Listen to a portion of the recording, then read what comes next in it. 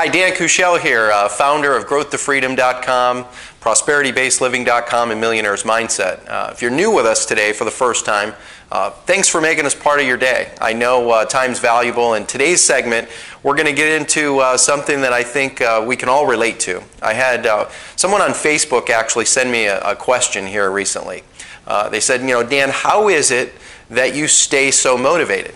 And, I think it's a great question, because have you ever been in a situation personally where maybe you didn't feel as motivated as you thought you could be, or maybe you were a little bit tired, or maybe you're a little even depressed? I mean, the fact is we all go through ups and downs in our life, right? Peaks and valleys. And, to a degree, I think of my kids. I have an 8-year-old at this time of this segment and a 6-year-old. And, what were you like as a kid? I was excited to be able to, play in the sandbox and, dig things and create things and build things. I remember as a kid riding my bike with my dad, and, when they took the training wheels off, we were riding along, and then he was holding the bike, and next thing I knew, I fell down and I hit the cement. And what happened? See, did I get depressed? Did I get tired? Did I consider in my head as a 6 or 8-year-old, oh, I better stop? No, what did I do? I got back up on the bike and tried again. And in life sometimes, I don't know if you've ever felt this way, but we get older and more mature, and sometimes that gets in our way because failure kind of hurts sometimes, doesn't it? And one of the things that I've been doing for years to stay motivated, first of all, it's about asking the right questions. And I forget where I learned this from originally, but one of the original mentors had this incredible ability to ask the right questions at the right time. And one of those questions was this, related to motivation. Instead of thinking, well, how do you stay motivated? Here's a better question: what if you don't? See, think about that. If your dream is to go out and build a real estate business, and you're asking yourself, well, how do I stay motivated? Well, here's a better question. What if I don't stay motivated in that real estate business? And let's say you had 10 properties right now, and you didn't stay motivated to follow through, to handle the management, to handle the flip on those, or whatever it is you're pursuing. You'd likely lose it, right? And you'd probably fall backwards. If your business is to build a photography business. I have one of my best friends, Rick, out of Boston, who has a photography business. Well, he's built that up over, what if one day he woke up and said, well, how do I stay motivated? Better question is, well, Rick, what if you don't?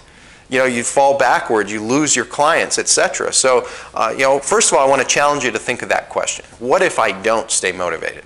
The next thing I challenge you to look at is something I've been doing for years. And I adapted this over time. I've used different tools over, probably the last 25 years. This exercise I'm going to share with you is someone that I have a high regard and a high respect for. His name's Joe Polish. And I remember back, and I think it was 2006 or 2007, I was at one of his events. And at the end of the event, he basically had everybody in the crowd write an I love you letter to themselves, telling themselves, making personal commitments of what are you going to do, what are you going to make happen, what are you going to apply for the training. Put it on this letter, you fold it up, put it in an envelope, and mail it to yourself. And I think it's just a great exercise on following through on commitment. And recently I was meeting with another friend of mine. His name's Sean. He's a big real estate expert. He has a show called fliptofreedom.com. And he talked to me about what he does for the new year. Like every new year, he does the same process and has for some time. So I've kind of taken Sean and Joe's and some of my stuff and kind of molded it together to come up with this simple little process. And in fact, here is a letter I wrote to myself. And I do this on a regular basis, whether you call it journaling or just writing or putting it in a notebook. But essentially, it's writing a day in your ideal life. But you're looking back at a certain time, whether it's the end of a month, you're looking back, let's say you're starting a new month. Let's say today, for example, was the first of XYZ month. And so I project myself 30 days ahead at the end of the month and what will have happened.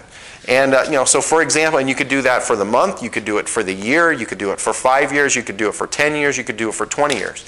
In my first book I wrote called A Champion in the Making, Awaken the Champion Within Your Life, Business, and Relationship, I actually have an entire section dedicated to creating the movie of your ideal life that projects it out 20 years and creating that vision. And, you can check out our resource and get that. That's not the purpose of today, but I want to give you an example of how you can put this tool in your life to create amazing results to create more clarity, get more confidence, to get more direction.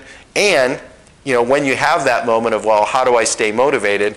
If you have this plan ahead of time, it makes it super simple. So, here's the simple formula. You write the letter. So in this case, I wrote, "Hey, Dan, I'm writing this letter," and I have the date, looking back at the great, whether it's month or year, you've had. It's been an amazing, and then you put the time frame, as you have experienced growth, mastery, more independence, freedom, autonomy, confidence, capabilities, clarity, direction, and leading by example in your personal and professional life. In your personal life, you continue to be a great, and then you list it. You are present. Quarterly, you've been able to set things up and enjoy, and it goes through personal, business. It could cover mental, physical, social, spiritual, and financial. And so this particular letter I wrote to myself, it was over 3 pages. And it's just a great way to get clarity, get direction, confidence, boost capabilities, and really set you apart from people who don't. Now, I want you to think about it this way. What if you did this process just once a month? Once a month. And you did it each month. And then at the end of the year, you had 12 essentially love letters to yourself of setting a focus, some people would call this setting an attention or intention to achieve greatness, pursue greatness, to be great, if you will, to use proper English. And at the end of that year, compared to someone else who hadn't gone through this process, do you think you would have more confidence, more clarity, more direction, and probably as important as anything, bigger breakthroughs, bigger personal breakthroughs, bigger business breakthroughs? I venture to guess you would. So I want to challenge you right here and now to put this simple process in place for yourself. Number one, when you're wondering, how do I stay motivated? Ask a different question. What if you don't? Number two, set yourself up for great success by writing your perfect or ideal day at the end of the month, each month for 12 months, and to set the year, perhaps set the next 5 years, the next 10 years. And I want you to think about this. Where do you think you'd be if you did this exercise for the last 5 years up till now? Now, the reality is, unless you've been doing it, there's not a lot you can be doing. But I would venture to guess, do you think you'd be further ahead, the same place you are, or worse off?